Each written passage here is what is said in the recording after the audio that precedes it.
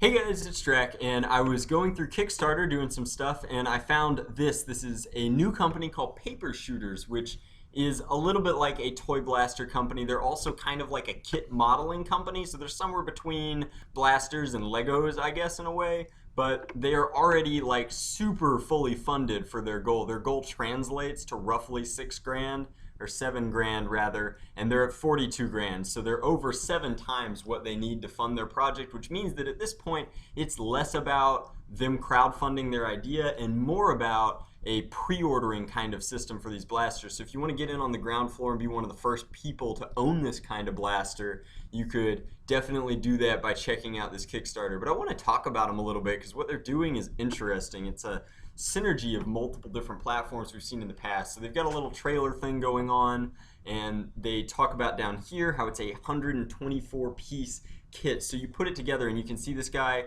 is putting together a plunger, so it's a little bit like modding in that way, but the pieces all come into play because you put the blaster components themselves, including like a safety and a fire selector and the trigger and the magazine and magazine release, all into this ABS plastic kind of shell inside. And then what he's done afterwards is coated it in a cardboard camo skin, and that's part of what they're doing. Is the pieces that are available here, let me scroll down, are multiple cardboard skins in different camos and varieties, which is a really interesting way to customize your blaster. If you're not super duper savvy with paint jobs and the like, that's a fun kind of option. You could go from digital camo to urban camo to woodland camo or whatever it is that they're doing. It's a lot of camouflage, and then I think that there's also a golden gun variety. So kind of build your own blaster out of these pieces, and then it's using almost like mooshed paper, so it's like a paper pulp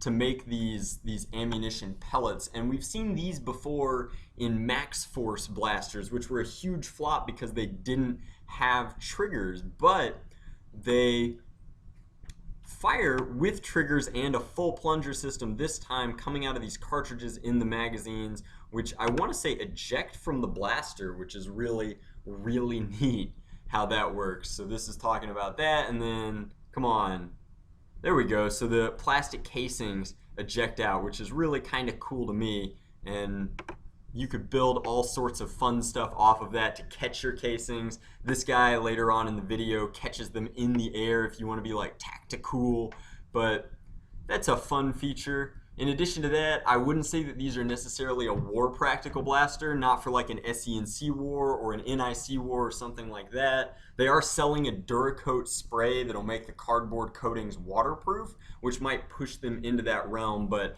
out of the box I wouldn't be comfortable playing with these outside necessarily. Now, they're claiming ranges of up to 65 feet. When I get a sample in later on down the road closer to like July, I should be able to either corroborate that claim or not. We'll find out, but that puts them in elite line ranges and should be comparable with the industry standard, so they should be plenty of fun to play with. The nature of the ammunition should be reasonably accurate with no air release holes or anything to fool with.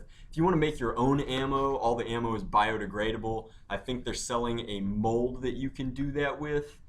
Sure enough here, so this will press the water out of a paper pulp that you could make yourself, and you could, in theory, never have to buy any more ammunition, although they also sell the ammunition, so those are kind of competing interests. But blasters are pretty neat overall. I want to say that they're going to begin shipping in July, and there are all these different options. I funded comic books through Kickstarters that do similar stuff to this, where you can donate more than your pledge amount, and then they'll send out a survey and you can just tell them what you want your extra money to go towards. So that's pretty stupid proof.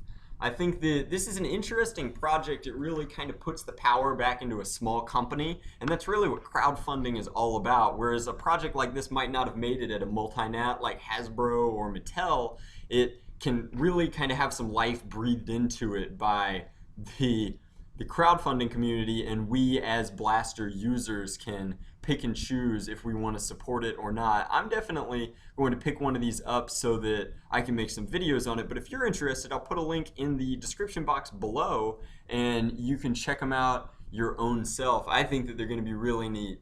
So I'll pick up back on this subject later on in June. It looks like there's 38 days until they're completely funded, and then I'm sure there's going to be a little bit of an R&D lag time, and then they'll ship. So very, very interesting stuff coming out of PaperShooters.